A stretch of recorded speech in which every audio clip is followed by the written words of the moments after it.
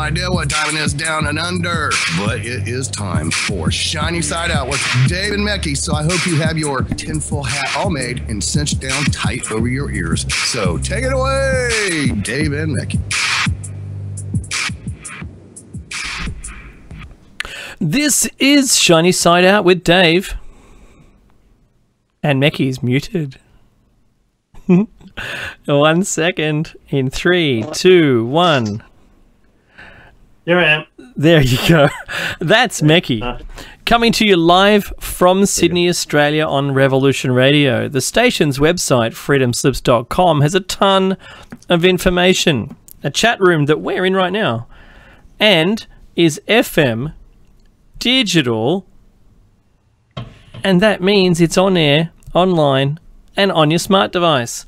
Search for Shiny Side Out on YouTube, Facebook, Blogger, and Twitter to like and follow us.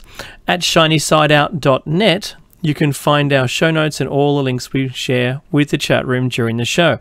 If you like, that's a new one. If you live in Kentucky, you can like it too if you like Kentucky. It's a nice place, I've heard. You can pick us up on FM on WZZR 101.3 or anywhere else, and I do mean anywhere else, via tunein.com, Web Radio Central, Receiver mobile app, Freedom Slips mobile, TalkStream Live, StreamFinder.com, internetradio.com, Radio Tuner, Radio Waves, RadioOnline.co. Shiny Side Out. Search for us. You'll get an app. It's pretty cool. Or at home on a Grace tabletop digital radio, or driving around in your General Motors vehicle with a receiver-enabled radio. All of these things are revolutions in radio.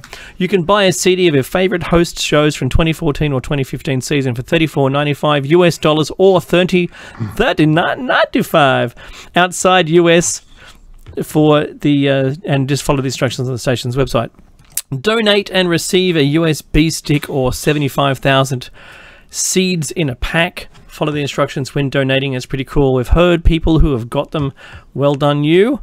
Don't forget, there's instructions. Follow the instructions. You have to put the notes in the purchase to say what you'd like to receive. Okay, there are instructions. If you're in the US, you can call in on 347-688-2902. That's with my eyes closed. Or via Skype, you can just add Freedom Screen. It's one word, Freedom Screen. If you didn't catch it, Solaris had a great show yet again. Oh my goodness, the quality is high with her show. If you don't know what we're talking about, donate $5 a month in a continual stream to the station and get access to the archives. There you can have a look. She had Maria Wheatley on. Awesome show yet again. Well done, Solaris. Love your work. She's a great crowd warmer, isn't she, Mecky? She is. She sure is. That's what she does. It is what she does.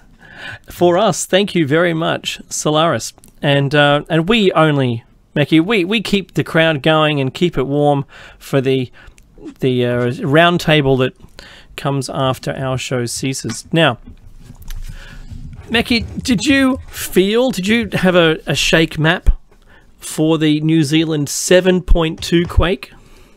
I did not. I didn't feel it either. However, I sprung awake moments after it happened and looked around everywhere trying, dead set. 3 in the morning it was, whatever. Sprung up trying to find it. It was only 1:30 their time, but 3 our time. And I couldn't find anything on the news anywhere.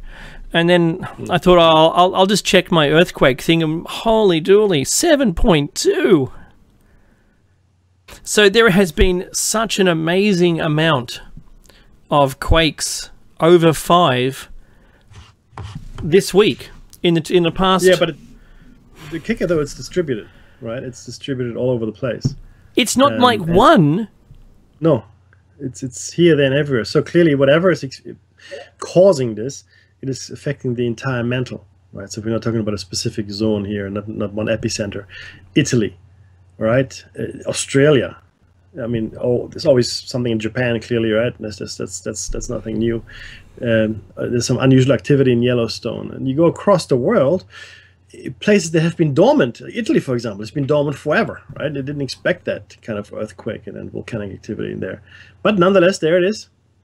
So something is moving the planet. It's not you, Dave. I know. Your wife might tell you, but it ain't. That's funny. What? That's funny right there. No, but seriously though, that it is a worry. It is. I tell you what else is worrying, and this is something that I'm going to share with you guys. A house about 50 meters from me as the crow flies. So if you walk it, it's probably 75 meters because you have to, it's on the next street over. It blew up yesterday. What? It blew up. Yeah, no, it blew up completely. You mean the big bad wolf was outside? I'll huff and I'll puff and I'll blow your place up. It blew up. Yeah, so you don't know what happened. 2 men naked ran out. Both are 26, badly burned. But the house itself blew up and then burned to the ground. You might have seen it on the news if you're in Sydney. That was 50 meters from my house. Wow. The police suspects potentially foul play. I don't know. Maybe it was the meth lab that blew up. I really don't know. But yeah, so this stuff happens. How right, fast guys? were the fellows talking? Yeah, and it's still closed off as a crime scene. Wow. Okay. Yeah, I know, right? The house is a complete ruin, and literally 50. If you're a bird and you fly from my roof to that roof, you would fly 50 meters, no further. That isn't very many properties away from you. No, it's not. So lucky though, it was completely contained. It's just a piece of good news. contained everywhere in the local vicinity. That's right. And a happy Father's Day. Happy Father's Day. By the way, I'm wearing my Father's Day T-shirt today. Just move out of the way. Dad will fix it is the logo on the front, and I've been helping out with a local Cub Scouts group at Bunnings at their sausage sizzle. 700 sausage sandwiches we did. Now, if you live in any, I want people to note this in the chat room for us during the length of the show today. I had some questions from people that were working voluntarily with me alongside me, and I only turned up for a short while, to be honest, about 2 hours. But 700 since 9 o'clock in the morning and to about 3 o'clock in the afternoon, which is pretty good. And you get, from what we understand, you get about 10 sausage sandwiches from a loaf of bread, because it's 2 slices, not a bent over one, and it's not like a hot dog. But what I was questioned was, what do other countries do? Do they have these? I mean, there's a perpetually, even during the week, there's a sausage. I don't know why not, Mecky. Why the word will not come out. Why not? Sausage. I can talk like person. I'm slowly turning into Yoda. Where's my people's big voice? High science. The question came up was, what do other people around the world do outside of equivalent shopping centres, or do they not have them at all? Now, if you know of a place that will always have some local charity doing a grilled something or other, whatever it is, hot dog vending, I don't know, we do at every Bunnings in the country, every day of the week, outside the Bunnings, which is like a tools and hardware store, but huge chain, the largest in the country. FTA says tacos. Wow, tacos is trending. That's pretty cool. So, well, there you go. Tacos. I imagine hot dogs. I imagine somewhere in the US is going to be a hot dog stand that is run by a charity whose money goes solely to the charity, and there's a fee for having it, for running it. I know that. I understand. Pulled pork. I guarantee it's pulled pork. Absolutely. Philly cheese sandwich. If we're in Calcutta, it'll be some kind of crazy curry. I'd like a 5-cheese mac and cheese. 5-cheese mac and cheese. Yeah, I can hear your heart valves slamming shut. Boom! Yeah, they're going home. Oh yeah, that's the. Here, Smithers, what's that? Oh, that's your heart, sir. Oh, that takes me back. Oh. That's right. By the way, which reminds me, I'm starting something. Well, I started today. I really started today. No, it's a thing. What is it? It's like a detox, Chinese traditional medicine detox for the next 2 weeks. Do you get to eat nothing but mac and cheese? I will only mac and cheese. No, yeah, that's right. I will bathe in the mac and cheese. Go wash this. No, I am going to just have the herbal tea brews they give me 3 times a day for 2 weeks, and I was told not many people actually survive. To see it through. Yeah, is one of those a fenugreek tea? I have not the faintest idea. Good luck with that one. Well, I'll let you know next Sunday if I actually made it through the first week. But what I'm saying to you is no solid food, no drink but boiled water and whatever tea they give me. Flavored boiled water. Anything else? Nothing else. Nothing. Zero. No coffee. Nothing. So yeah, just to let you guys know in case I don't make it next week. Maybe I won't make it to next week at all. Full stop. Yeah, where's Mackie? Yeah, you need to make it. He didn't make it. And maybe that's what happened to those other poor 2 fellas not 50 meters from your house. The house exploded. No, that was the beans. That was the beans. Yeah. Cleansing. No. So cleansing it blew the house up. Mackie, I had to bring something up this week besides the earthquake, and that was, did you hear about the family from Victoria that drove nearly 1,000 kilometers and then all separate ways they went, and 2 of them to hospital with stress-related disorders? They left behind mobile phones and their cards, the plastic cards that allow everything. They left everything behind. They had 4 vehicles, but they only took 1. They decided an impromptu family trip for no reason whatsoever, apparently, and then they found the father as an escapee fleeing from police. Now, we've been bandying about things that might have caused it, like the sudden and willful want to go on a journey, you know, as a family. These are adult children too. So the mother was admitted to a psych hospital, completely insane, and the daughter admitted without physical injuries, but stress-related disorder, and the father on foot fleeing police. Does that not sound... I mean, the first thing that came to mind was European Vacation, or, you know, the Griswolds. Right. But then I started thinking, actually, no, I really don't think that that's what it was. No. Not. And what would have motivated the Griswolds? Clark, what would have motivated you to drive 1,000 kilometres with the family in the car? Look, in Australia, that's what we do for holidays.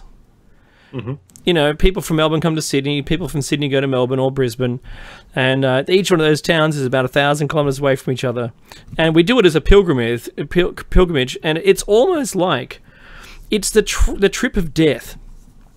And I mean that, you know, things can get really icy in the car conversationally. You can get yourself way into too much trouble. You know, the motor vehicle will make it. Usually we have a pretty high service regime that we have to do every year on our cars to make sure they're roadworthy. But it's a family experience, being, you know, so close to your family for such a long period in the car driving, because we can do it in 10 hours. You drive it in 10 hours and you're, you know, 1,000 kilometers away. The roads are pretty terrible, but it's just what we do. So why could they not do it? We don't hear about this very often. This is such an extraordinary event. Now, my thoughts were they went picking mushrooms, the wrong mushrooms, and then it all fell apart after that. That was my guess. So there's, aliens have been brought up by my friends as well. No, I'm sure. This is the latest, and this is interesting. It's only 3 hours old. Is the Trump family suffering from a rare shared psychotic disorder known as foyer à deux, or à deux? Crazy for you. Okay, this case bears many hallmarks. Yeah, of a rare psychiatric condition known as folie deux, a French term meaning madness of two, which almost always occurs in close-knit families between husband and wife and between siblings. The syndrome can be shared by more than two people, pour le trois, or pour le quatre, pour la famille, or even pour le plusieurs, which translates as madness of many. So we're talking like, I guess, crowd psychosis or something. No. I don't know. Unless I know more, I'd like to talk to them. But how about this? Completely out of left field, guys, right? What if this family was driving and the same family was driving in a very similar universe, only they switched places to our universe, which is completely different though, but similar but different. And they, when they got here, they were completely disoriented. Maybe the trees are green here and they're purple where they come from. I don't know. The point is, I like this one, Mickey. This is the best one so far. Well, it's certainly the most out there, right? This is shiny side out. Oh, tinfoil hat's on, by the way. Yeah, but why not? I mean, this behavior is completely inexplicable. Psychotic disorder, which I mean, this is an extremely rare thing. I would like to know more, and well, I don't think we'll get a chance to talk to them, but I'm hoping that the media will keep reporting on it, because it is just a very, very strange thing. He was running away from the cops. Why? And why do they have these stress-related disorders, symptoms? Right. I mean, okay, if there were an abduction or some kind of a visitor intervention or even a MyLab, there might be some burns. There's no reporting of that. There might be some other physical evidence. There's no reporting of that. They even didn't say anything. They have no memory though, right? Yeah, even the daughter. I heard the daughter being interviewed, and she said when she was asked, so what happened? She goes, I really don't know. Yeah. Now listen to this. That's what she said. She doesn't know. She was there. But that's the kicker. Now, and this is what they found. This is leading up to. This is why it's so fascinating. Sorry to spend so much time on this, but thanks for bringing an update. Police told the Daily Telegraph, and this is the site, the news, the article I'm looking at. It appeared the Troms had fled in fear after sifting through years of financial records relating to their farm. Officers reportedly found piles and piles of documents stacked throughout the home, as well as passports for every family member alongside credit cards. The piles were very ordered, and they were clearly looking for something. So they're not, okay, here we go. This is Monbulk Police Sergeant Mark Knight. He knows the family personally and says they're not drug users or members of a church or cult. The family is not in debt, and there's no standover men lurking in the shadows. So, and when he first checked their home after the reports of Rihanna being found near Goulburn, the house was open and keys were in car ignitions, but there was no sign of any struggle. How do 4 people have a simultaneous meltdown, Dave? So, not drug users, cross that out. I'm crossing it out. I've got my pencil here. Oh, that got a lot of strobing in there. Okay, not drug users. Aliens. I'm going to tick aliens as a possibility because they were also traumatized. But why would an alien, except for Paul from the movie Paul, get in the car and freak them all out?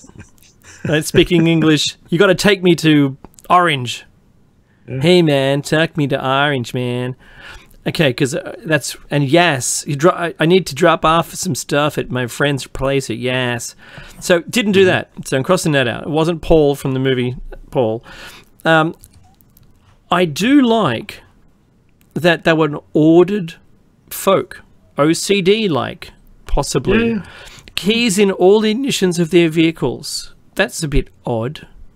Unless they were all planning to go in different directions and then were convinced to get into one vehicle and let's go. So did someone travel with them? Was someone forcing them at gunpoint? That could cause stress. I like the movie The Ref, if you haven't seen it. That's a very funny movie. But the family was crazy.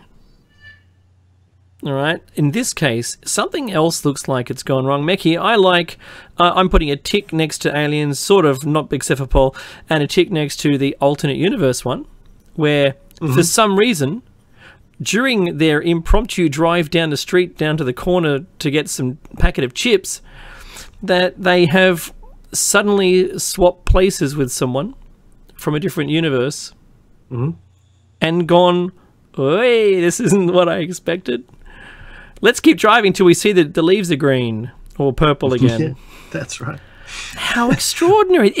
Until we find out exactly what's going on, this is going to remain the MH370 of the people world. Terrestrial. Yep. It's a very strange, it's a, you know what, I'm going to do some research into these strange cases like this. See high strangeness. strangeness. In fact, the specific psychological disorder.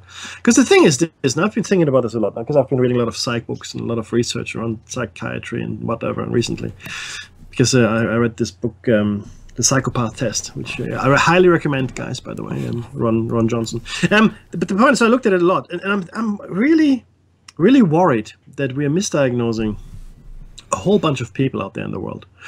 Yeah. And they could very well be travelers from elsewhere or people that fell into holes. Who knows what's going on, right? And I do believe that anybody who is from somewhere else or who has glimpsed something else or something that we weren't quite ready for, because the thing is this, most of us aren't ready to embrace the unknown, the unknowable, the mysterious, the unexpected. It will leave us unsettled, it will leave us disturbed, it will leave us, strangely touched. I mean, look at David Icke. I mean, I think he's on the up and up when he talks about the things he talks about. He actually believes it all, which is fine, right? But I do believe something profound happened to him at some point in his life. When he thought he was Jesus or at least God reincarnated or whatever. But clearly he's not, and he acknowledged it now. But something so strange happened to him, something so far out of a spectrum of expectation that he couldn't deal with it. Right, and it was a test, yes, absolutely. But it was also him. It was him trying to make sense of what had happened to him. He had like an awareness moment, right? And I think he just couldn't deal with it. So he came up with theories in order to rationalize what had happened. And a lot of people, I think, are in the same position. When you are confronted with something that is so far out of your spectrum of expectation, right, so far out of your reality stream, you will have to rationalize it somehow, and some people might just go nuts. You might just have to go mad because you cannot process it. Did you see, Mackie? Did you see the series called Taken? The series, not the movies with the. Yes. Yeah. Okay. Yeah. Well, the series, back when they shot, I was back in the 40s, and they had this. They extracted something, it was like an implant from somebody from their nose or whatever. Yeah, it's a long time since I've seen it. A small, metal stick, but when they removed it from the body, it sort of came to life like it was an insect. And the two army guards there with automatic weapons, well, semi-automatic, whatever they were, started laughing at it because their brain couldn't take it in. I'm with you on this one. Could not take it in. It's a great example of it. Even though it's in a movie, it's still a great example. They could not take it in and just started shooting randomly and went mad. That was what triggered them. That was so detached from their world that seeing something so fantastic and sentient being removed from someone was enough that they ended up killing them and the other people in the room. That's right. I mean, this can happen, and the thing is this: the more closed-minded you are, the more dogmatic you are, the more likely it is that you will be in that position. If you're a free thinker, if you're a philosopher, if you think, and if you like to think, and if you think about different things, your brain is actually more able to deal with the unexpected, right, or the catastrophic, or the completely unexpected, than anybody else. So please, try to think of 5 impossible things before breakfast, right? And just ask yourself, how would I react? What would I do? I mean, clearly, if it's unexpected, you can't expect it. But that kind of exercise. I'm glad you solved that riddle. Right, known knowns and unknown knowns. So, if you remember Rumsfeld, but no. So look, but at least keep your mind flexible enough to potentially deal with something like that, right? And this is really, I wonder if we see something for the first time, Dave, and it is really truly the first time we've ever seen that particular thing, right? Could we actually see it? And it looks like nothing else that we have seen or experienced before. Can our brain actually see it, or will it simply become a blind spot? What I mean is, so you're going around in the world, you're looking around, and you come across something you've never seen before. Will it simply be blotted out? Because we all have filters, right? And this is probably the problem with autism. Autism sufferers see and hear everything. I think there's no filter, as far as I know. And we have lots of filters. Like it's that gorilla that walks, and my favorite example is the gorilla that walks through people. That's right. Yeah, you can't see the gorilla because your task was to look at the ball being passed from person to person and count that.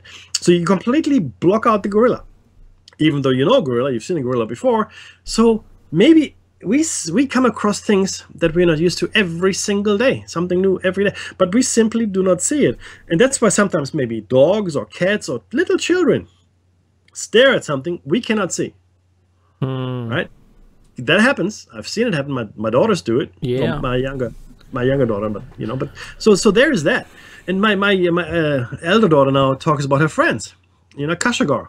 And I said, "Who's Schauberger?" "Oh, he's my friend." "Okay, where is he?" "Oh, he's over there." Okay. Okay, well, let's pour Schauberger a drink. It's is it imagination? Is it real? I don't know. But certainly these kinds of stories should make us all wonder, Dave. They should make us all wonder about the things we take for granted. Absolutely. And about all the people we've locked up. What was that movie where the fellow was in the funny farm in a psychiatric facility and he said he was from a different planet? Do you remember? Oh yes, K-Pax. K-Pax, that's right. That was really good. That was a good film, and right, even at the end you don't quite know whether it's real or not. No, you don't. Know. It's left completely open, that's what I loved about that movie, right? Exactly. And this you would have to appreciate that if someone did turn up, and there has been a history of people showing up from other places and other times, other dimensions, with currency that doesn't look like any kind of currency on the planet, passports that have been filled in officially and yet don't have an originating country by any name that we can identify. People who have, as in the case of Whitley Strieber's wife, in a cubicle waiting to go to the toilet, a lady comes out of there who wasn't in there. It was like that was a gateway or a doorway. I mean, the ancients talk about gateways. Yep. In a stone wall, there's a doorway cut. It is a gateway. This is where people came from, repeatedly telling us this.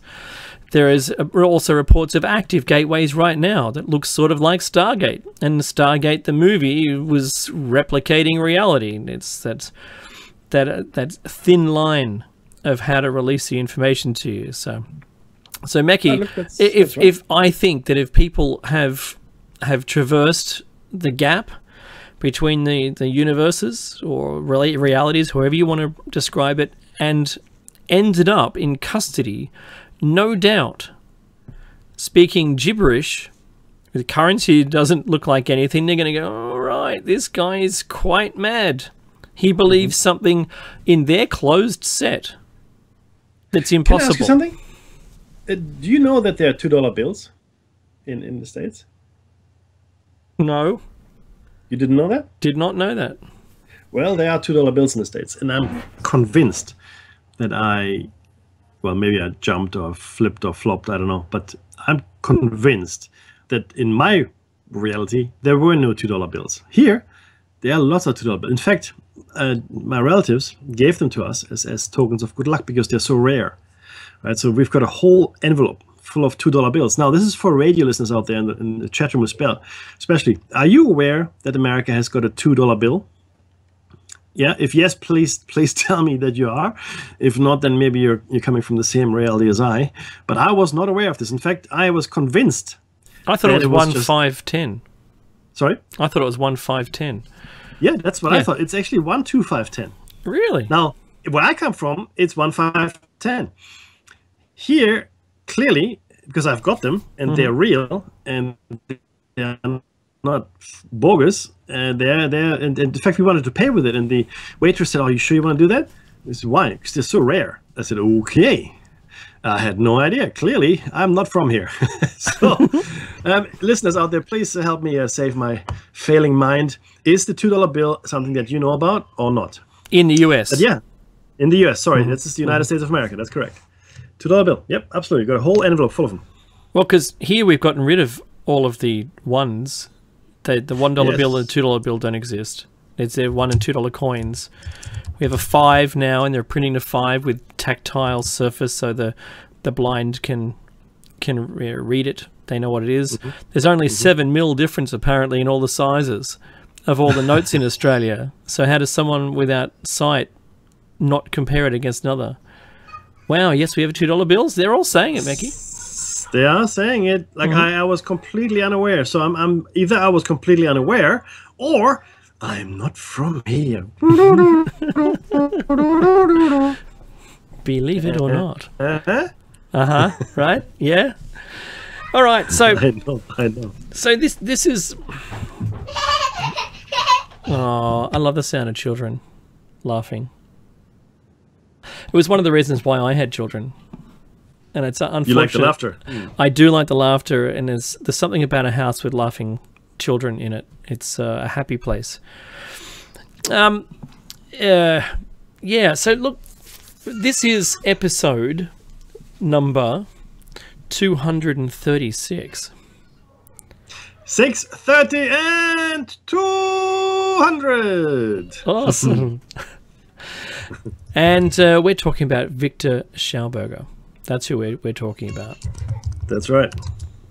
And in the previous show, in part 1, this is part 2, even though we did have an initial one where we were going to talk about him, but we didn't. Not at all. Not even a little bit. No, except for his name. Right. And that was it. But anyway, look, we're talking about Viktor and his amazing ability to see the world with a different set of eyes. His set of eyes and his brain is that, let me put it in a nice way, the view with no ceiling, the view with all possibilities still intact. Not one of a scientific community where the books are closed. I'm not going to learn anymore, so I'll just do what I know. No, but someone certainly with the ability to see things from nature's point of view, from the world in a different way, to come up with solutions which so far have yet to be disproved. And it's a very good thing that we were able to talk about someone. And we talked about the glory days of discovery. Because you have to imagine for a minute that we didn't create it. It is pure discovery. We're discovering things around us all the time. And we didn't create gravity, we discovered gravity. We didn't, create a quantum world. We've only just stumbled upon it. Haplessly with disbelief, mind you. And I sent Meki a black and white, auditorium view from a physicist from the 40s, I think it might have been, Meki, or 50s, where they were talking about quantum physics. It's a long video, and he was able to solve everything by equation and still come to the same conclusion that we know of today. Where until you reach a probability of 1, you don't know where anything is. No. Oh, it's Father's Day. She's on camera. Can you get her? Hi, Emma. No. It's so until you, like I said, Meki, until you get a probability of 1, you don't know where anything is. And that same phrase came all the way from Hitchhiker's Guide, with a probability of drive. And it's amazing that this crackly old black and white footage comes to the same conclusion. I'm just so impressed by it. That wasn't Viktor Schauberger, by the way, but this is the kind of view that you need to take when you're looking for solutions. We call it blue skying these days. It's There's terminology wrapped all around this, but we got to where he learned other techniques. Viktor learned other techniques from a farmer, and it was important not to use metal plows, because the metal plow itself changes the properties of the soil, so it'll not be as productive. That the particles in the soil won't create the soil's beneficial properties, it'll detract from it. And please go, because of electric charge, discharge and voltages. Okay, so that's what he was talking about. Mecky is still muted, I think, by the way. Just letting you know. Yep, you're definitely muted. All right, so show number 236, a continuation of Viktor Schauberger. That's right. Now, just want to follow straight on from last week. In the response to his findings, Viktor focused on using copper. A copper-rich soil retains their ground moisture well, he said. He set out to test an iron plough coated with copper, and the results proved very favourable to the copper, which showed a 17 to 35% increase. When applied to a large farm near Salzburg, the production level rose by 50%. On a hill farm outside Kitzbühel, how's that pronounced, Mackie? Kitzbühel, yeah, that's right. Kitzbühel. Is it Buell? Okay. Yep. The quantity increased as well as an increase in quality. The crops were resilient to pests, while neighbouring farms were attacked, and the nitrogen requirements of the soil were reduced. During 1951-52, tests were carried out by the Farming Chemical Test Station using iron machinery, iron with added copper sulfate, and a third area of copper only. Again, the copper proved remarkably successful. In 1948, Viktor had signed a contract with a company in Salzburg for the production of a large number of copper plows. However, before the assignment was completed, Viktor was visited by the Treasury Director from Salzburg's Treasury Office. The director's purpose was to acquire a percentage of Viktor's profits, since he was at present receiving a royalty from the nitrogen industry for encouraging farmers to use more nitrogen. That's the fertilizer, guys. If the farmers were to change to copper plows, the need for nitrogen supplement would be permanently diminished or completely gone. And so the director demanded compensation. Viktor was furious and sent him packing. However, shortly after his contract was terminated by the company, and representatives from the local agricultural society began warning farmers against using the copper plow, as it would lead to overproduction and the eventual fall in prices. Okay, so they are warning the farmers of overproduction. No, this is good stuff. Don't use it. You'll produce too much food. Too much. However, crazy. In 1950, Viktor and Rosenberger and an engineer obtained a patent on a method for coating the active surfaces of farm machinery with copper. Viktor went on to develop his plow further, looking next into its movement through the soil. He concentrated on whether the conventional plow even functions in a correct biological manner. Again, he worked on the principle that the soil should be moved in a centripetal motion. Right, like a vortex. And through observing nature at work, he designed the spiral plow based on the movements of a burrowing mole. The curling blades of the plow meant that the soil would be worked with almost no resistance, rendering it free from pressure and friction, and the warming effect that leads to moisture loss from the soil. There's a diagram that may not be in our text. This design of the spiral plow was meant only for turning the surface layer of the soil. Viktor was against deep ploughing, as were the biological and ecological influenced farming community, who thought this only disturbed the work of the microorganisms and upset the natural levelling of the mouldy topsoil.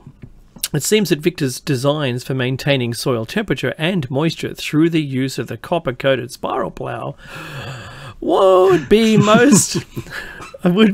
of most benefit in the arid regions of the Earth, which, through Earth changes, have become increasingly drier and its people increasingly in need of food and drinking water, while in the industrialized world, the increased use and subsequent need of fertilizers is poisoning and deteriorating the soil and drinking water. Look, just to pause there for a sec. This is right before the Dust Bowl. Mm-hmm. You must all remember this. The Dust Bowl was the incorrect ploughing methods adopted by farmers, where they tilled too much, too deep. It killed all of the plants, and the topsoil blew away. It blew away when the soil dried out. It just turned to dust and it all blew away. His methods would have solved this. Correct. And of course, that's what we've adopted now, only to turn just the top layer over, to fold it over gently. But we use masses of fertilizer, unfortunately. Yeah, that's true. And we know what happens to our rivers. Yes, sir. They're on fire now. Yeah. Yay. Now, Viktor also designed a way of creating compost that increased the soil's vitality and so its resistance to pathogens and vegetation disease. He was strictly against the use of phosphates. Oh, hang on. That's a popular word these days, isn't it? It sure is, sir. It being a product of the blast furnace, which drains the soil of strength, and any artificial fertilizer that had been subject to fire or warmth, which disrupts the life processes, producing food that will in the long run be harmful to the human body, draining the physical and spiritual energies of the person eating them. Viktor also gave much attention to designing water pipes that would allow water to follow the spiraling motion while traveling through populated areas. Of course, these were made of suitably non-polluting materials. In 1952, Viktor and his son Walter were invited to the Technical College of Stuttgart by Professor Poppel of the Management of Water Resources to participate in experiments. The initial intention was to discredit Viktor's ideas, but as the investigations got underway, the professor was surprised that the results verified Viktor's understanding of the properties and principles of water and its movement. Okay, it attempted debunking, gone awry, in fact now having the debunker on Viktor's side. Towards this stage of his life, Viktor had experienced many years of strain through war, financial limitations, arduous research, and despair. It sounds like me. As to the direction humanity was taking over our beloved Mother Earth. His health was suffering from a weak heart and asthma. In the winter of 1957/58, Viktor was approached by two Americans, drawn to him through the recent publicity given to his implosion machine, or the Trout turbine, as we've mentioned earlier in the last show. Viktor was still working on perfecting this design, although publicly it had been taken up by anti-nuclearists and an alternative source of power. Shortly after, in the following month of June, Viktor and his son were flown to Texas for what was to be a 3-month visit to investigate his work. His documents, models, and equipment were also dispatched to the USA. The Schaubergers were housed in isolation in the Texas desert during the hottest months of the year. The research results were sent to an expert in atom technology for analysis, who verified their results 100%. Verified. After, yeah. But see, this is the thing. So he was vindicated by Professor Poppel in Stuttgart. Okay, he set out to debunk him. Then he was again vindicated or proven correct in Texas independently. Okay, so I think the important thing here, and sorry to just editorialize for a second, the important thing here to realize is that Viktor Schauberger, while making some very interesting claims, was at no point disproven. So his inventions and his discoveries were all proven to be, hey, look, you're onto something. That makes perfect sense. So the question then is, what happened? Right? What happened to him? What happened to his inventions? Who is using them? Why are they using them? And to whose benefit? It's not to my benefit, I can tell you that. And why aren't we using them? And why aren't we thinking this way? Yeah, and he's just a showcase. Look, Tesla is the same. Okay? The other scientists we probably don't know about. There was a gentleman in Melbourne in the 70s or 80s, I think. He's now completely disappeared from the face of the earth, who had his car running on water. And I'm not talking about a catalyst or anything like that. I don't know. He actually poured water into the tank. Right? That was his invention.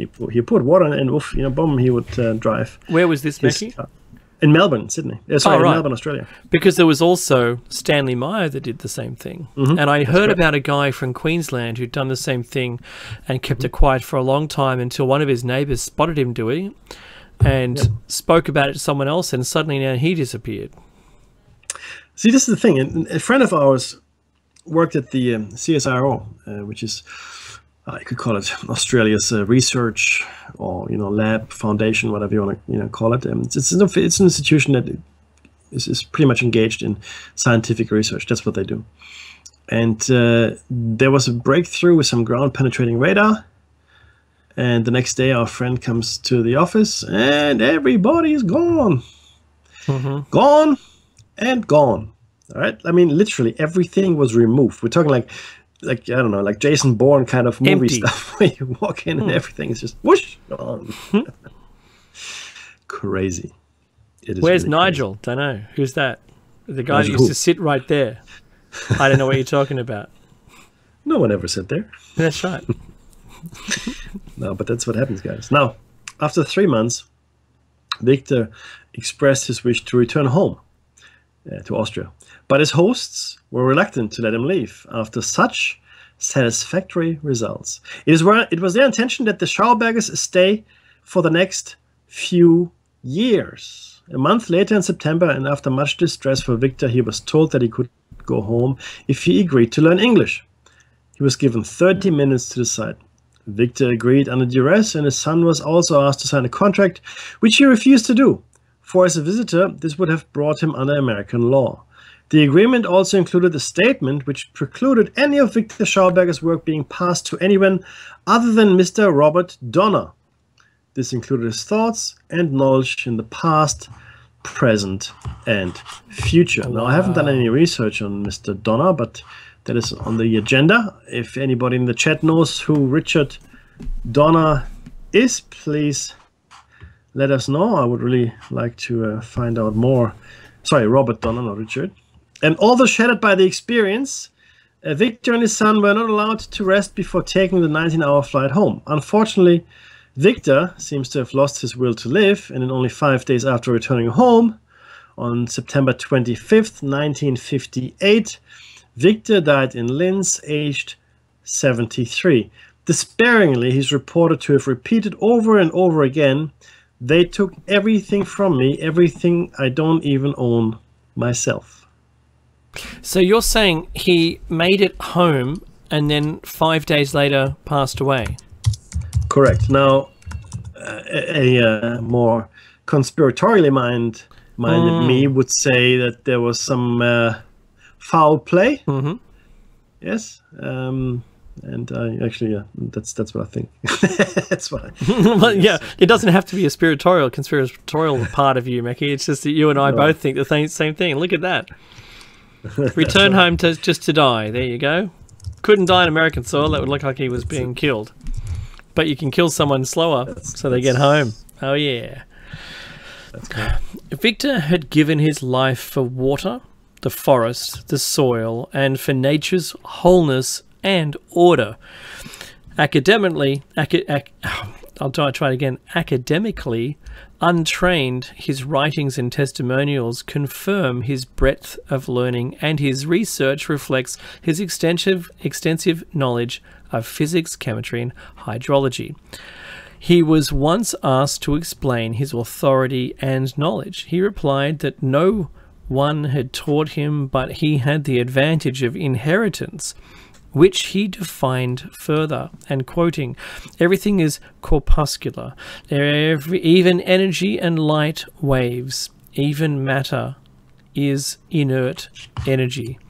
This also applies to blood, which is materialized power flow that carries energy from past generations through present to future generations. This flow is not broken with the person's death, but is carried to further to his successors." Sorry, just carried further to his successors. "However, this energy can be degenerated, for example, by negative technology, so that the thoughts and outlook which have accumulated within a person's being over thousands of years is lost.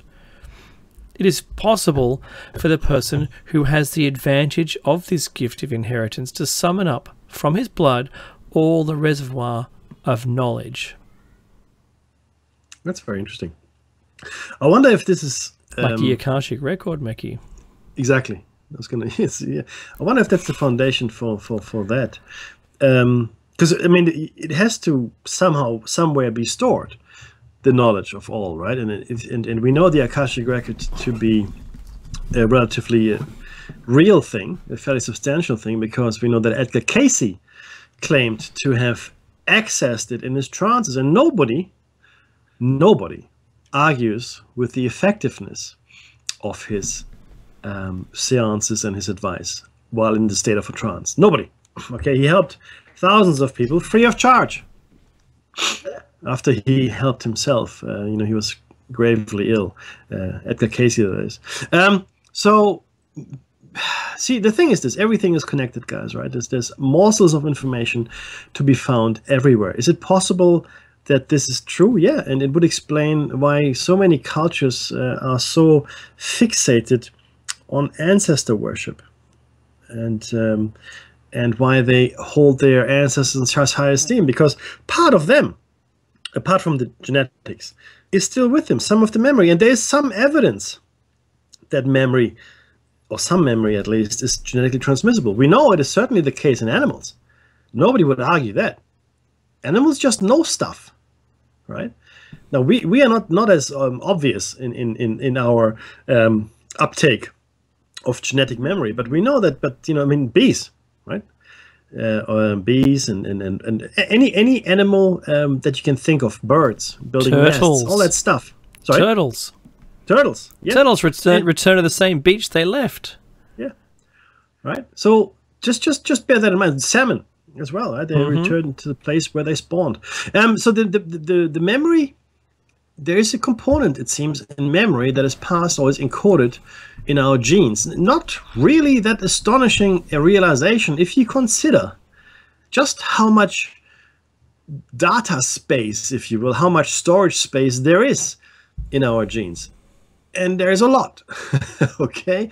And then you could argue that some of that so-called junk DNA is in fact part of it, not all of it, encoding memories. It's not a far-out theory. I'm sure other people have thought of it before me, but it would explain a lot of things. And not everybody is necessarily able to access that memory. Maybe it takes a traumatic event, like in Edgar Cayce's case, where he was gravely ill, almost dying, to access the Akashic record, right? And maybe on some subtle level, all our memories are linked, all of them, not just the ones in your direct bloodline.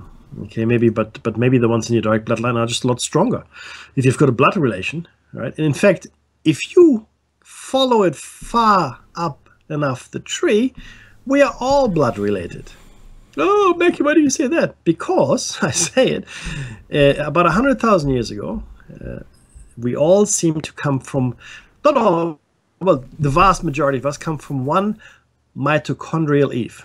Yeah, one mitochondrial eve. That means there was a bottleneck event, and a lot of us, and like the vast majority of us, come from one female. Right, we're the offspring of one female at that point, and there may be other bottleneck events, maybe down to only a couple of breeding pairs. Maybe after the flood, the deliberately engineered people that were different to the people from before the flood.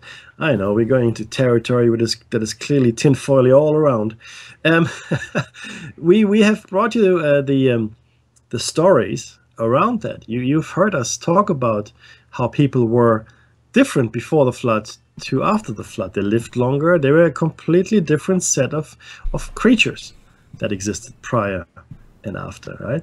So it is not really that far-fetched to think that if the Akashic record is somehow linked to our genetic material, that this is how we can access it. That's how information is stored down through the ages. And it doesn't really matter how many of us are dead, as long as one of us survives. Isn't that amazing? If you think about it, like, we have all the knowledge, potentially, of the entire human race, potentially, in you. Think about that. Isn't that a kicker? I think that's amazing. I think that's really, really amazing stuff. And Viktor Schauberger, obviously, you know, he dug and looked at things very differently, right? And like I said before, scientifically, technologically, we really haven't progressed a lot. And I mean that from a approach point of view. Our approach to things hasn't changed. We still approach everything the same way like we have for the last 500 years. Like we spoke about the steam engine. We've just got a bigger, hotter steam engine now, right? The scientific method hasn't principally changed. Okay.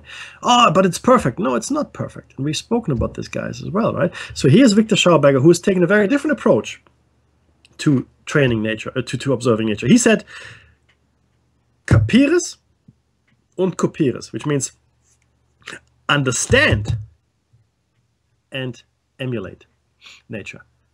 Okay, and forget scientific method for a moment. He spent his time observing nature completely, right? And forget about testing everything in the lab and getting everything peer reviewed. He was interested in results. He wanted to know what was what, and he couldn't explain everything. He couldn't tell you why.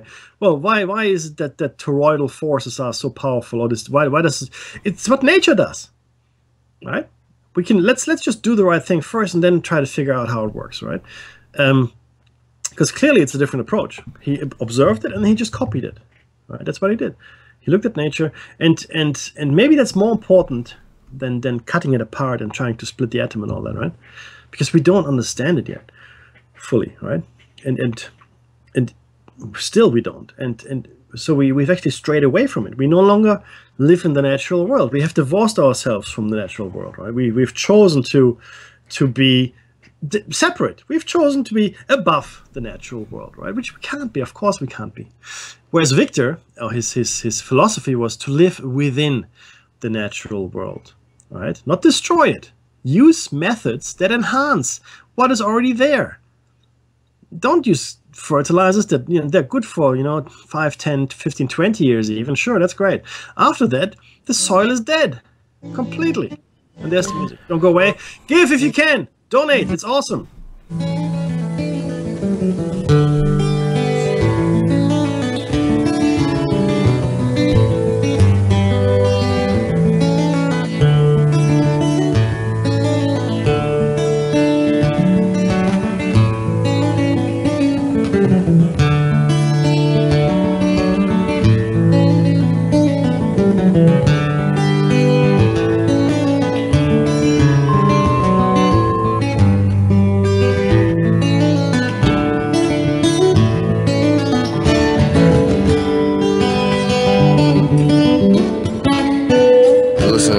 Radio at freedomslips.com, and we'll be right back after this message.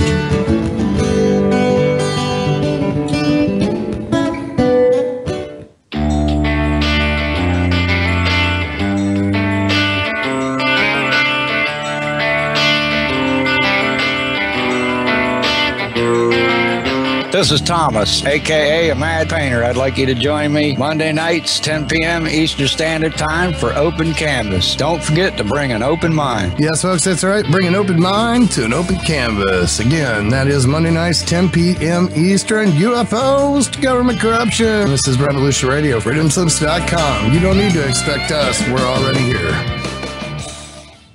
There is no denying the world is awakening. We see it in the global uprisings and demonstrations of the people around the planet and the new way of thinking and living that is arising naturally within each one of us and our communities. I have been a major player in this global shift and movement for over 20 years and have helped tens of thousands of people around the world change their lives and find their voice in order to help create the paradigm change we so desperately need. Join me here at Revolution Radio on the Just Bernard Show every Tuesday at noon Eastern Time for 2 hours of powerful interviews and discussion with some of the most influential visionaries of consciousness, alternative media, and suppressed knowledge. We promise to reveal the real matrix and empower your human experience.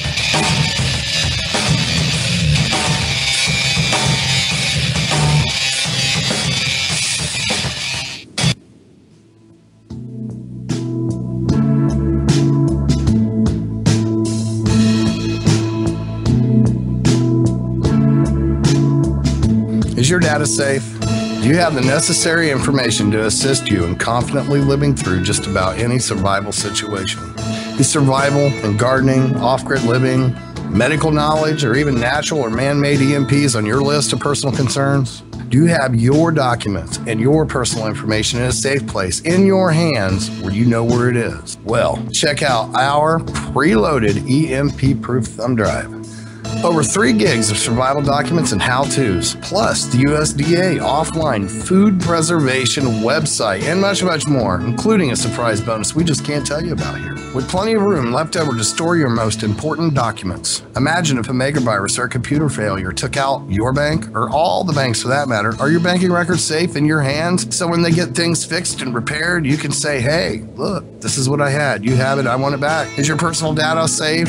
Family records, addresses, phone numbers? Well, squeeze on over to freedomslips.com. Yes, that's www.freedomslips.com. Click the banner on the homepage for the EMP-proof bullet drive to get the full scoop of everything that we offer. So, folks, keep your data safe for your peace of mind. Revolution Radio, freedomslips.com. You don't need to expect us. We're already here. Ladies and gentlemen, can I please have your attention? I've just been handed an urgent news story, and I need all of you to stop what you're doing and listen. On the go? Still want to listen? Don't have one of those fancy phones with too many buttons. Don't know what an app is? Or you don't even care? Well, we got you here at Revolution Radio. Now you can dial in 24/7 to listen to our shows. We have a number for Studio A and Studio B, and best of all, it's free. Don't forget, carrier charges for your cell phone provider may apply, though, so check with your cell provider to make sure. So ready? Here you go. Get a pen. Here's the number. Studio A is 712-432-6958, and Studio B is 716-748-0112. Thank you very much for listening to Revolution Radio, freedomslips.com, the #1 listener-supported radio station in the world.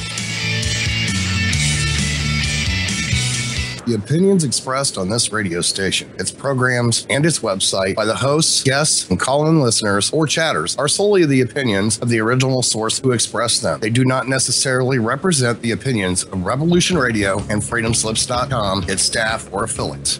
You're listening to Revolution Radio, freedomslips.com, 100% listener-supported radio, and now we return you to your host.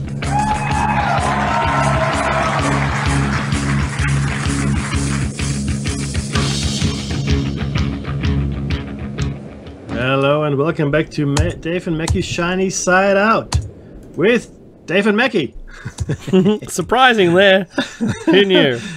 I've just in the break added another 5 pages of show notes, which I right, sorry, which I will send to you, Dave. This is actually very interesting stuff because the component that we're going to share with you guys now is really where it gets very strange, right? And even for us, it gets very strange. We're gonna take you on a little tour of the Third Reich to some extent. You will also find parallels here with the Nazi Bell experiment, the Kammlerstab. You probably are familiar with that. But yeah, so this is where it gets really quite odd This is true. This is like none of this is the thing, guys. None of this is made up, right? We'll talk about what Schauberger did for the Nazis, and then we'll talk about some of the stuff that may have gone on in the States. So this is really very, very important, and it's also important in our understanding as to why we have not heard of it, well, ever, really, in school or anywhere else for that matter. Okay, this is technology which we no longer have access to. I mean, maybe you do. I don't. Dave, have you got access to this? I don't know. No. Right. So yeah. So this is where it gets a little interesting. So Dave, why don't you tell us about Viktor Schauberger, repulsion A and B? Okay, so Viktor Schauberger, an Austrian forester who observed the effects of nature, especially of water, privately met Adolf Hitler in 1934 to discuss the fundamental principles of agriculture, forestry, and water engineering. While Hitler was impressed by Schauberger's radical ideas for utilizing the water power in new and dynamic ways, he was also displeased that Schauberger was not willing to participate in the work for the Third Reich.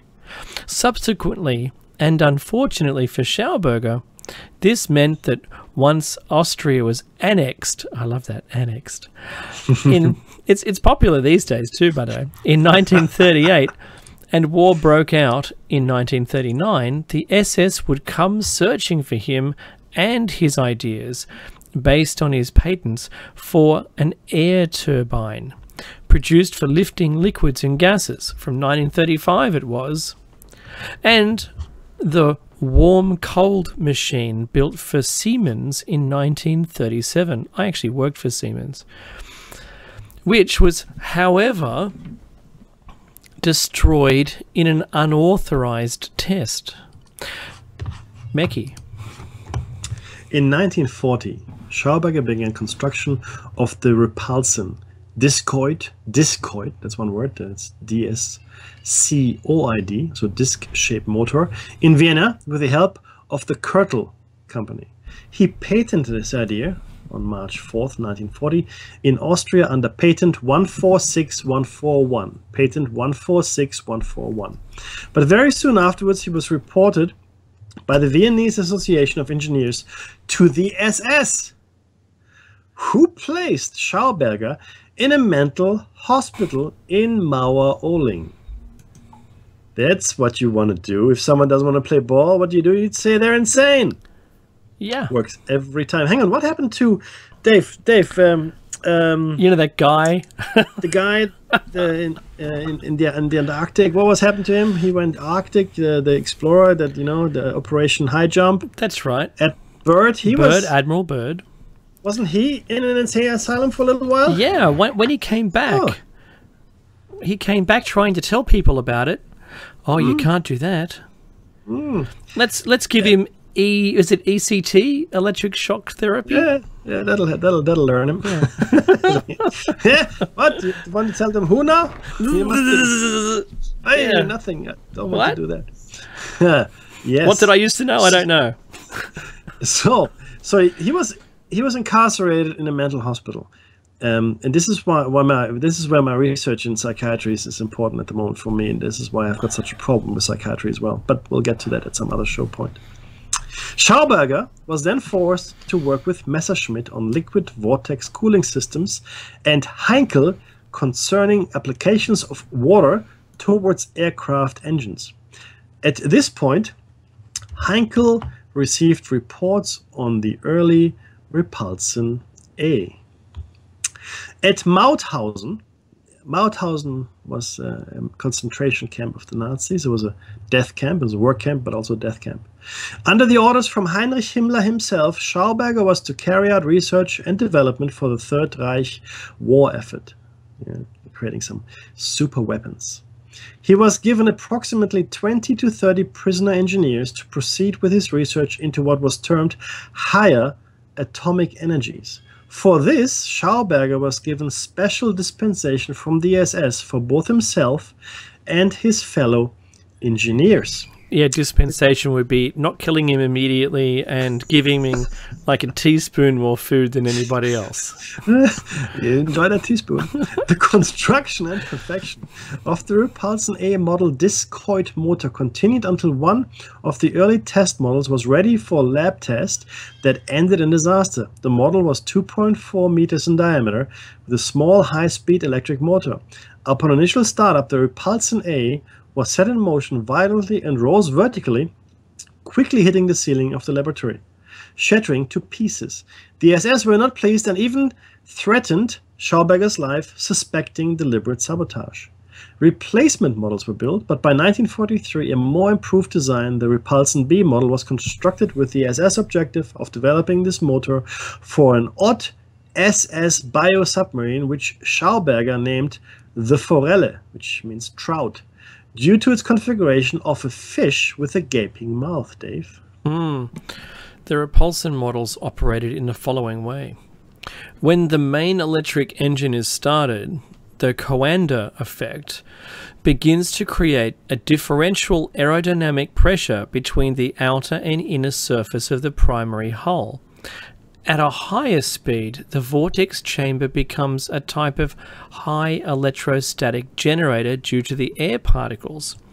In high-speed motion, acting as an electrical charge transporter, the Repulsion A will begin to glow due to strong ionization effect of the air. Now, we have all the ingredients for a continuous and strong ether. There's the word again, Mackie. Ether flow along the main axis of the top to the bottom of the craft. The radial air pressure required for lifting 1 kilogram with the Coanda effect is roughly 1.4 kilograms per centimeter squared. The Repulsion B, now this very motor I've seen demonstrated on the History Channel. That's the only thing, and then they say, oh, it doesn't work. And you can't spin it with a motor or anything. You just sort of spin it by hand, and it's going to have little effect. Remember, we talk about high rates of spin. In the Repulsion B, the vortex turbine has been improved for increasing the implosion effect, and thus the lifting force. In the Repulsion B, the upper membrane is fixed, and the lower rotates at high speed. On the edge rim, there are specially shaped blades of boomerang configuration. There are 120 blades that are 3 degrees spaced around the rim. The enhanced vortex turbine increases significantly the implosion effect in the vortex chamber. This contributes to it being able to generate a stronger thrust, and the centrifugal, not centripetal, centrifugal turbine used in the Repulsion A. By means of a suction screw-in pillar, which revolved from the outside towards the inside along a cycloid spiral space curve.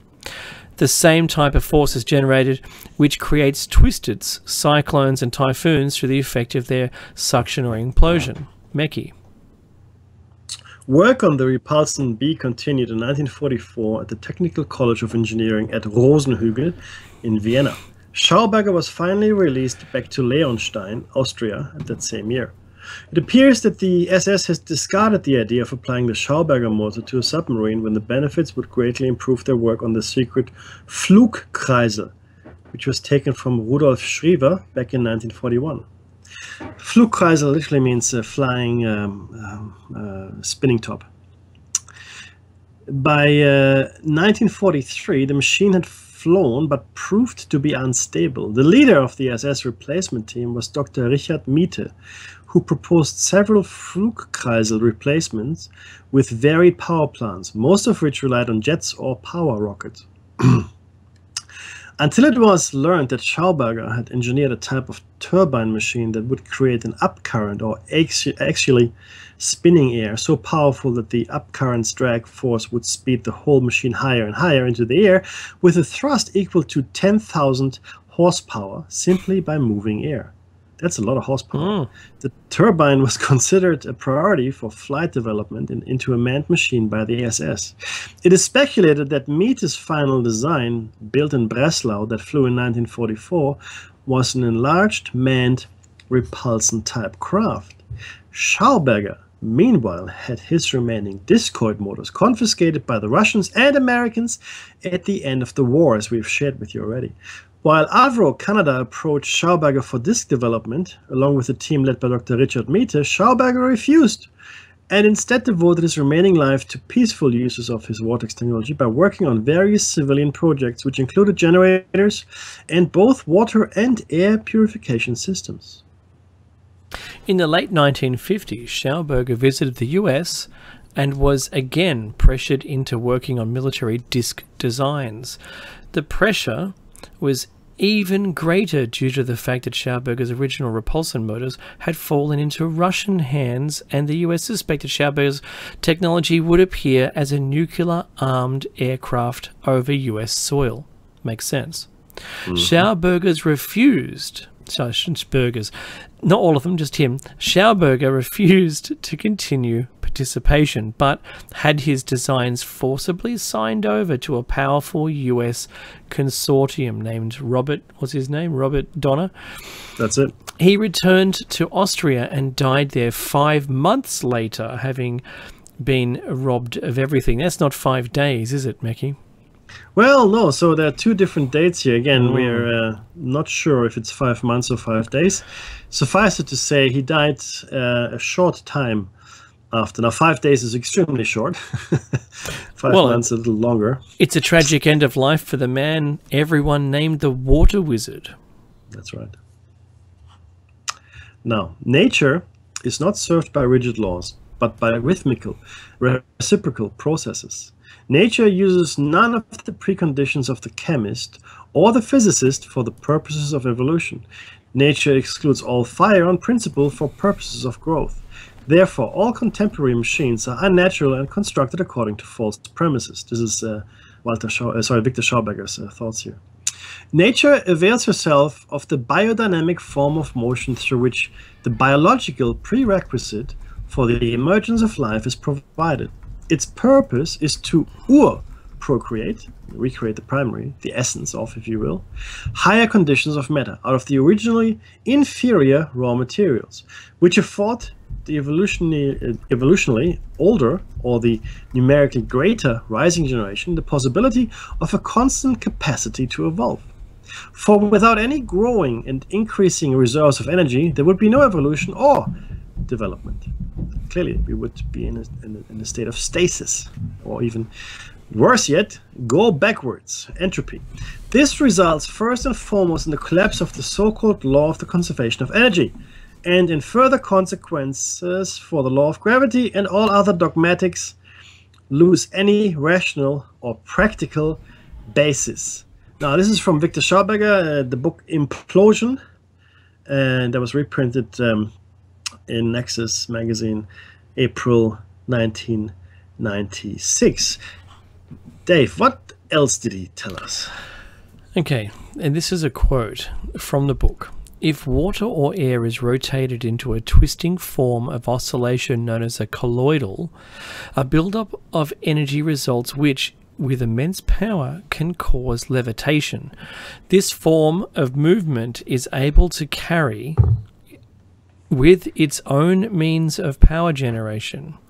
This principle leads logically to its application in the design of the ideal airplane or submarine, requiring almost no motive power. Now, maybe, and I'm going to throw this out here. You know, we've got these ancient legends of flying machines and Vimanas. Maybe they used that kind of power generation, which is so different from what we use for power generation. So different, right? But maybe they did. Maybe they did. I don't know. What do you think? Well, I think everything's possible. I've been watching all of the ancient tech videos with Brian Foster recently, and I'm still amazed and puzzled all at the same time. about just how wonderful the technology must have been to be able to create all these things in the past. And so it's never ending for me.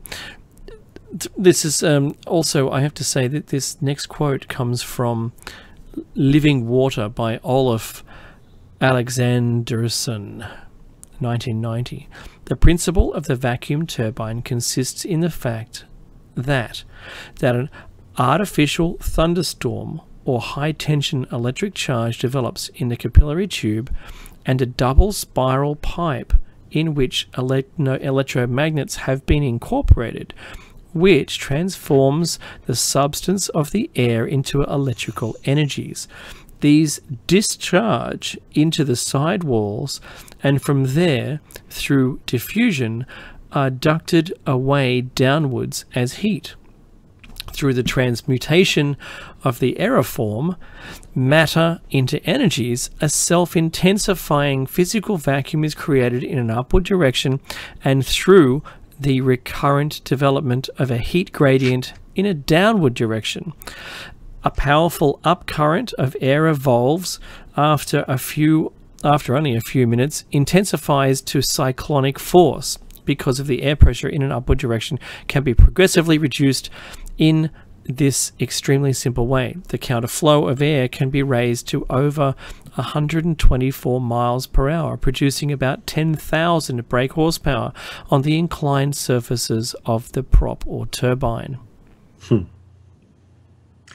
Viktor Schauberger writes further about the paramagnetic dynamo, Energy Evolution, page 115. Viktor Schauberger stated in correspondence of the 1950s that he worked at the Mauthausen concentration camp, directing technically oriented prisoners and German scientists in the successful construction of a saucer-shaped aircraft. You've all seen the pictures. The flying saucer, which was flight tested on the 19th of February 1945 near Prague, and which attained a height of 15,000 meters in 3 minutes. That's 15,000 meters in 3 minutes. That's pretty good. And a horizontal speed of 2,200 kilometers per hour. That's 1,366 miles per hour. That's faster than your commercial jets. Was constructed according to a Model 1 built at Mauthausen concentration camp in collaboration with the first-class stress analyst and propulsion engineers assigned to me there. That's Viktor Schauberger talking. It was only after the end of the war that I came to hear, through one of the workers under my direction, a check that further intensive development was in progress. From what I understand, just before the end of the war, the machine was supposed to have been destroyed on Keitel's orders. That's the last I heard of it. In this affair, several armament specialists were also involved who appeared at the works in Prague shortly before my return to Vienna and asked that I demonstrate the fundamental basis of it.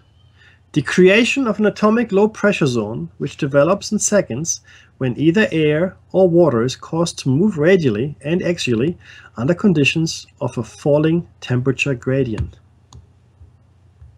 All right, so a couple of things here.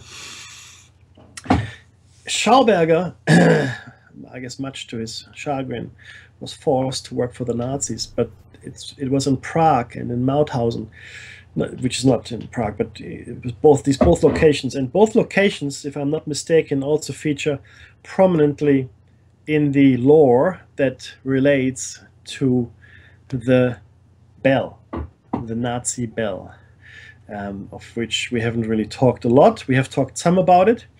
The Kecksburg UFO, in my opinion, could be a displaced bell. Red Mercury, Mackie? Yeah, absolutely. Yeah, displaced in time and space. So this is the problem. We don't have any concrete documents telling us anything about this research, which is critical. Right? We know Schauberger was involved. We know his principals were involved. Okay, the scant material that we have about the Nazi bell tells us that the forces that were produced were magnitudes larger than what we think we can muster, nuclear explosions notwithstanding.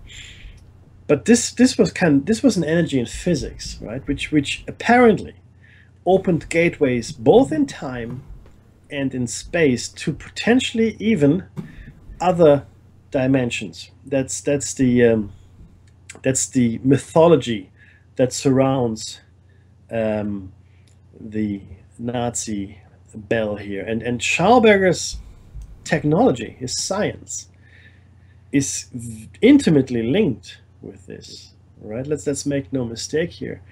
The Kammlerstab must have been aware of him. They must have talked. What I find fascinating is that Schauberger and Tesla spoke as well, right? So again, all this technology from the late 19th century, so I'm talking about the 1880s, 1890s, right up through, let's call it the end of 1945. It's like a 60-year period, roughly. A lot of stuff happened, guys. Even up into the 50s still, where, before people put the lid on it. What happened to it? Seriously. Where is it? I want it. It's nuts that we don't have access to it, Dave. Seriously. We know this is not made up. You can read the history books, and this is not, people don't talk about it, but it happened. There it is. Mm-hmm. So, what is this? In fact, it gets stranger, Dave. It gets stranger on page. I know where I am. Well, fantastic. Let's get stranger, Dave. Let's get stranger. Let's do it. Among Viktor Schauberger's machines, there is no one like the Repulsion or the flying saucer that was created such myths and stories. The basic designs are from the mid-30s when he tried to finish the Climator. Often mysterious material acting as catalysts are used in the devices. Different light and sound phenomena are also reported from people that claimed they had been eyewitnesses to these flying devices. A most peculiar thing is that they seem to be very difficult to control, because controlling a vortice is actually pretty tough, I can imagine, as they have a habit of smashing into the ceiling and after that being irreparable. Viktor himself claimed that the powerful diamagnetic forces were responsible for the enormous effect. However, in the literature and in Viktor's own notebooks, there is no evidence if so, how these devices worked. Although that's quite not true there. The question is, are all these rumors true? Do these devices really work? That's a good question. Part of our show notes also contain the original photostat of patent 145141. Absolutely. So you guys can have a look at that as a photostat. But let's see in the pictures. Or at least the few pictures that we have of these, there seems to be some kind of turbine shaped as a double flat membrane with concentric rills on it. And if one is to compare the wave pattern, you get, when you throw a stone into a small pond, you will comprehend better, what we're talking about here. Right? It's just the rippling effect. However, the wave pattern on the upper membrane had a small difference in the phase compared to the lower membrane. On the edge rim, turbine vanes are mounted, probably acting as a source of power for both self-rotation and even for the generation of power. The double membrane was probably co-rotating as 4 bolts that fixed them together can be observed. In the pictures that we see, and we have those pictures for you as part of the show notes, guys, but you can find them on the net if you're looking. We can also see some kind of body, a bowl-shaped plate that is bent over the membrane whose outlet can be found inside the rim foil. Together the rim foil, the metal band around the lower rim, and the outlet from a venturi tube. An air intake can be seen on the top of the device. Unfortunately, one important component is missing on the top. This component should preform the air so it starts to twist before it enters the double membrane. This component had a similar shape as a seashell. Viktor said that this device was never built, as it is very difficult to produce a thing with such a complex geometry. Well, I would say that it's probably built upon geometric sequence of Fibonacci numbers. If it's like a seashell, so I think that's probably the case here. In the book Living Water, and this is the book, I quoted from it earlier. exactly right, a colloid solution of a very fine-grained quartz crystal and water is mentioned as a catalyst for the process. Again, in the Vimanas, there's a substance, auroid chalco, which is identified as being the fuel in conjunction with mercury. We've speculated that auroid chalco might be white gold powder. It could very well be this crystal water solution. I don't know, or quartz crystal water solution. So these, again, we're coming across a lot of interconnecting things here, and people working toward the same purpose from different angles. Okay, so if we start to think for a while, let's say that this device really worked. It really did take off. How would it work? Consider what would probably happen in the machine. The air is sucked through the intake where it is preformed into a vortice, again a vortex, all right, containing vortices within vortices, shaped as long threads rotating around their axis. Okay. The double membrane may not have been co-rotating. If they were not counter-rotating, one of them was fixed, probably the upper membrane and the lower rotating on the driving axis. A description on what's happened is given on the windmill page, to which we have a link in the document as well. I'm going to paste the link into the chat room for everyone. Thank you, sir. Briefly, the air threads start to spin faster and faster around their axis, driven by the difference in speed between the membranes.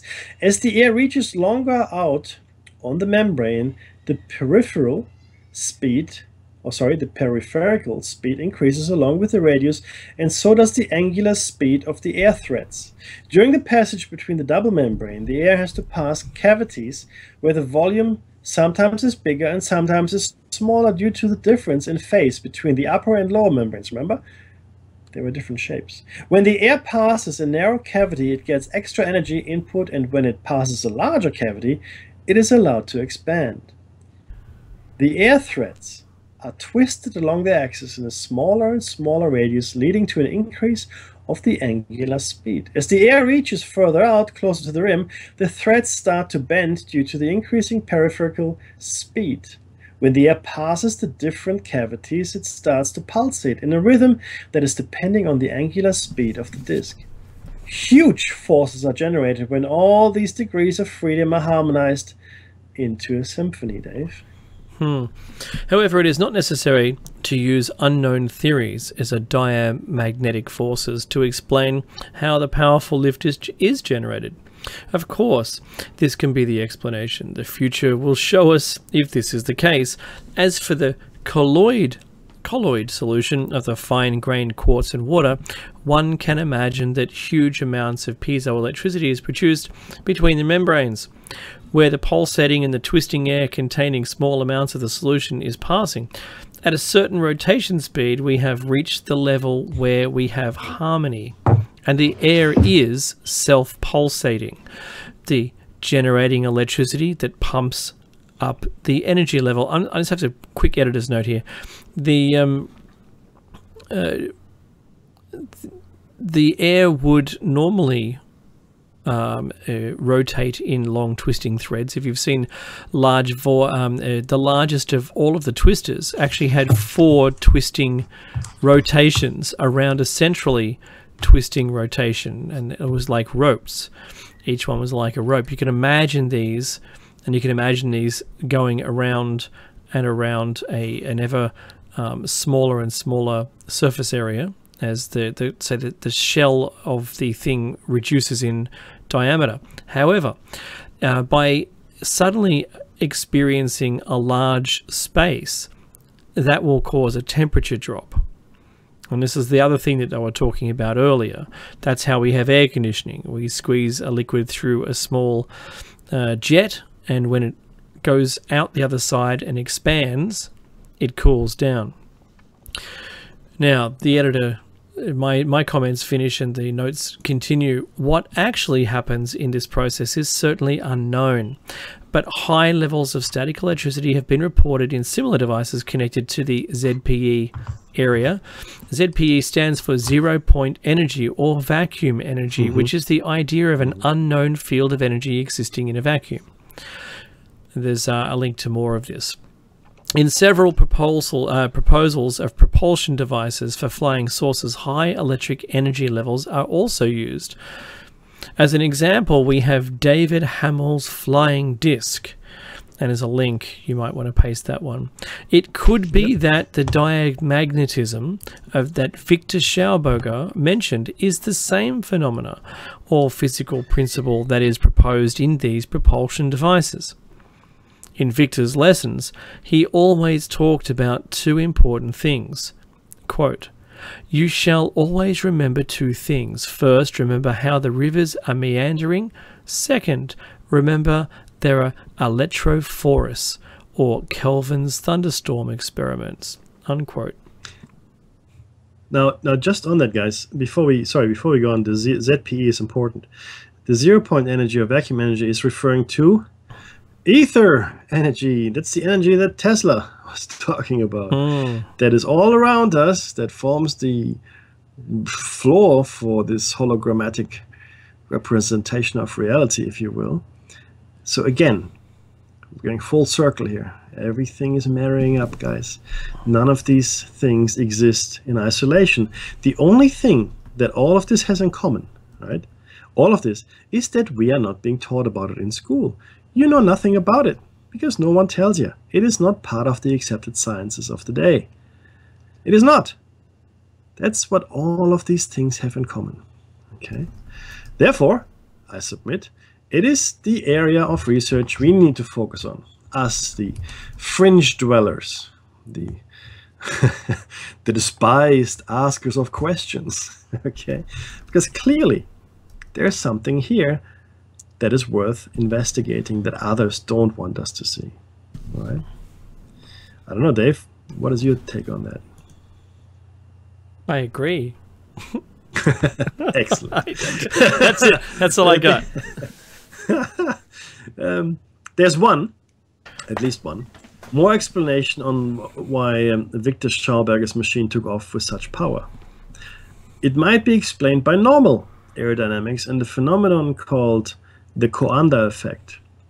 Well, very briefly, the effect is a phenomenon when a flowing media tends to stick to a curved surface. And Henry Coanda was the discoverer of that effect. You can read about him on the net if you like.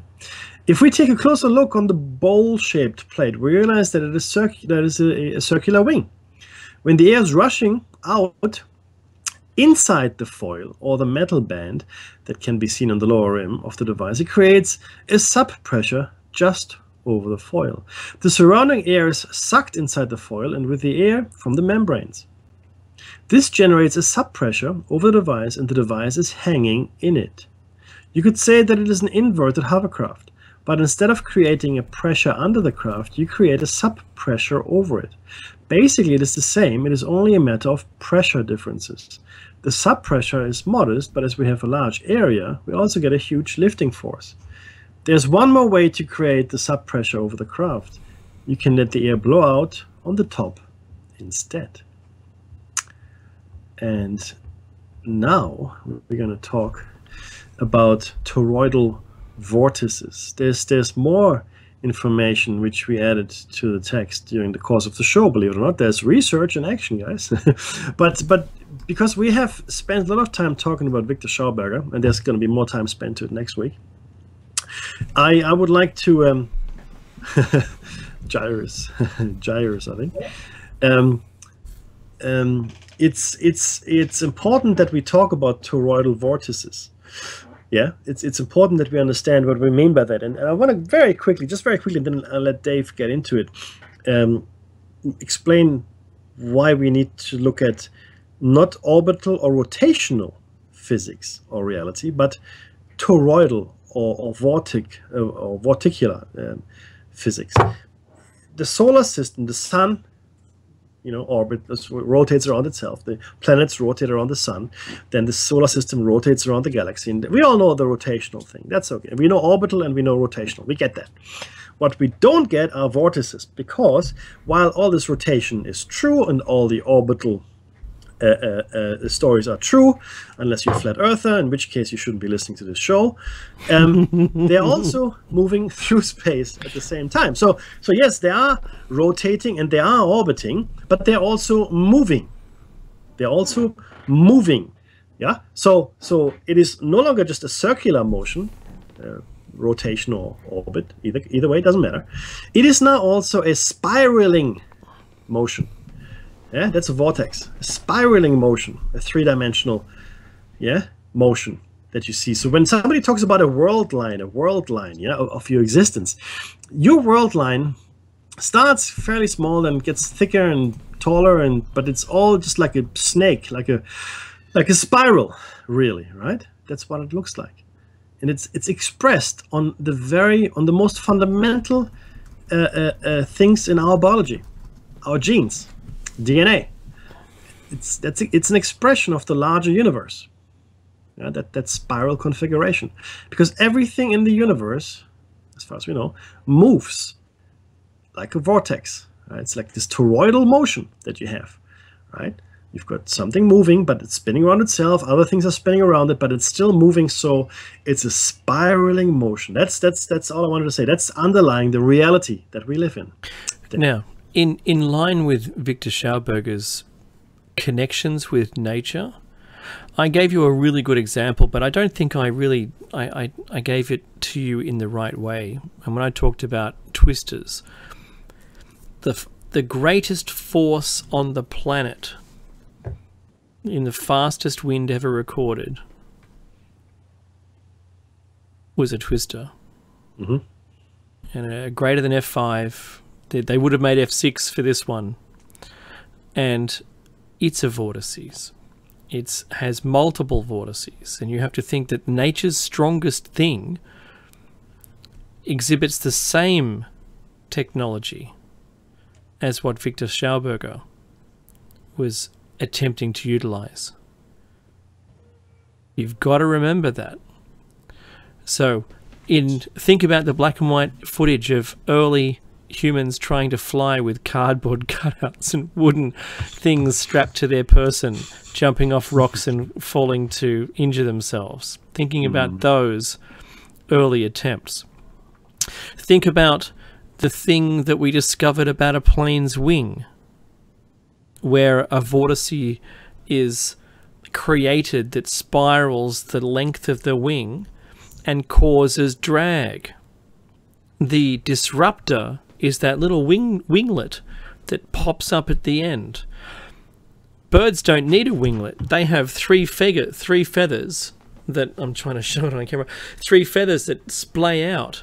They disrupt the vortices on their wings, lessening the drag. Without them, they would reach stall really, really quickly, but they don't.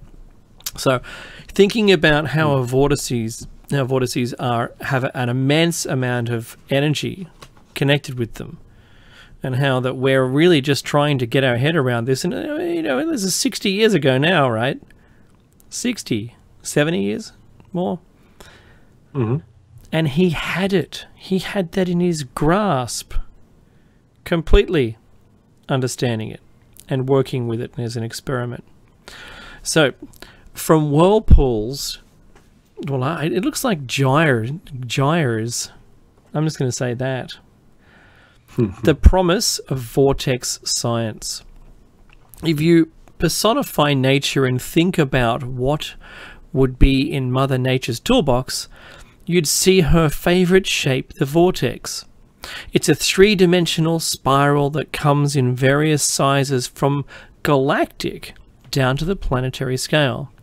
The helical trajectories of planets, as Meki mentioned, and on down to microscopic vortices. It has other names such as gyre and helix. You see it spiraling imprint on seashells and fern fronds, pine cones, pineapples, and throughout our own bodies. Nature not only works with this vortex shape, nature plays with it by blowing rings of bubbles. Dolphins, belugas, and humpback whales make toroidal donut-shaped vortices whirl in the ocean, and they play with them. Mackie. Inventors find the vortex to be a useful tool for tapping into the background energy of the universe. That's the ether energy, boys and girls.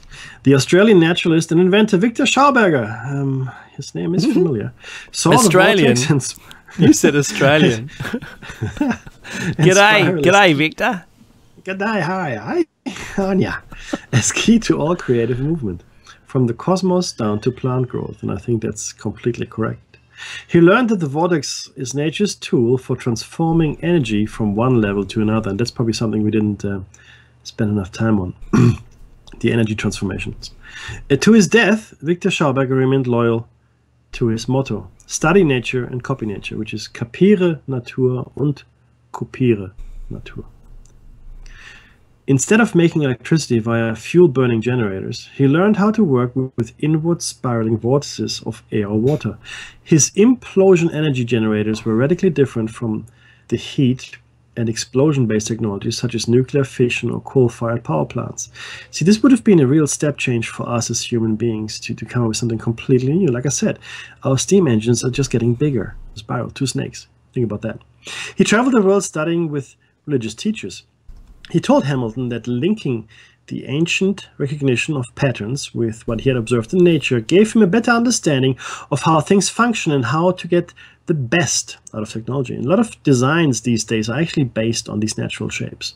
After his educational journey, Harman entered the business world. His assets were his designs for surfboards, canoes, and boats. Some designs were based on shapes of dolphins and whales. As an inventor, his breakthrough came when he somehow froze the whirlpool design that forms in a bathtub as the water drains. Harman took that as a model for inventing a spiral-shaped propeller that resembles an image of the calla lily. Eventually, Harman founded PAX, P-A-X, Scientific. The company is adapting the whirlpool shape into propellers, fans, pumps, and other products. Pumps and fans use tremendous amounts of energy, so cutting their power consumption in half is a big deal. Harman also learned how variations of the logarithmic form of his lily impeller can create ideal shapes for turbines for tidal and wind power. He has software engineers and experts in fluid dynamics working on the complexities of engineering new products. In fact, I saw recently on a science show that the Chinese are working with tidal screws. Pretty much what we're talking about here. So these special screw-shaped objects will take advantage of the tidal forces as they're incorporated into bridges and such. The world's energy problems can be solved and the industrial world reinvented, Harman says. And we don't have to go back to horse and cart days. Well, let's hope not. It's quite stinky. Instead, we can employ the best consultant, the ultimate master scientist, which is, in fact, nature. He quotes or rephrases Leonardo da Vinci. If you don't copy nature, you're wasting your time. If you don't copy nature, that's pretty much what Schauberger said. Mm-hmm. Understand and copy nature. Understand and copy nature. You can hear echoes of Schauberger when Harman says nature doesn't use straight lines and natural systems require far less energy than human technology, of course. Energy is a precious commodity, guys, in nature. It's a precious commodity. In contrast, standard textbooks insist that the easiest way to get from one point to another is a straight line. Wrong!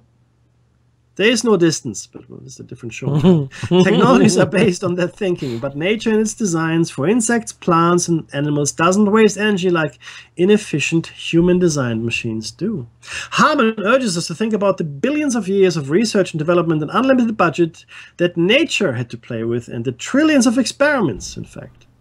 The resulting blueprints of efficiency are available for our use. Harman's video ends with images of logarithmic spirals and seashells, models of nature's winning shape, based on the Fibonacci sequence. Believe it or not. Mad Like Tesla, the book, looks at several vortex-based technologies. Vortex Hydroenergy is one company, a spin-off from University of Michigan Research.